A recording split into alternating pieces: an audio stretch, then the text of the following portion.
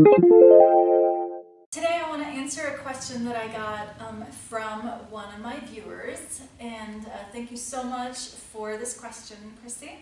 And she asked about prone positioning. So when we're lying on our stomach and we're doing an exercise like swimming, for instance, she heard the cue to press the pubic bone down into the floor in order to create this little pocket of air underneath your stomach.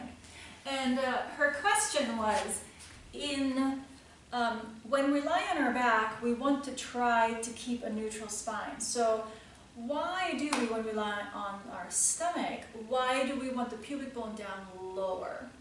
Okay, so that's an excellent question. And the answer is, it depends. That's always the answer. But, so when you're lying on your stomach, technically, you want your hip bones and your pubic bone on the same level, right? And then you just want to firm the abdominal wall a little bit up. So you don't really want to tuck a lot, right? Good. But if your lumbar spine is very flexible, so if you have a lot of curve in your lower back, and that combined with weak abdominals, then when you lie in this position, gravity pulls your lower spine down. I'm going to exaggerate. And it also, if your hip flexors are tight, iliopsoas is tight, then it will pull the lower back down to the floor, and it will actually lift your hips, the front of your hips, slightly off the floor. So now my tailbone, or my pubic bone I should say, is higher than my hip bones. I don't necessarily feel my hip bones on the floor. I might just feel my stomach on the floor, or my ribs even, okay?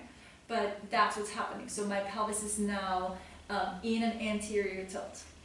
And you might have to go a little bit in the opposite direction in order to be able to keep your abdominals in and your lumbar spine strong, because gravity works against you. Gravity always wants to pull your lower back down. So you have to start in sort of a biased position towards a posterior tilt, because then when you lift the leg, then you can actually start feeling the real work.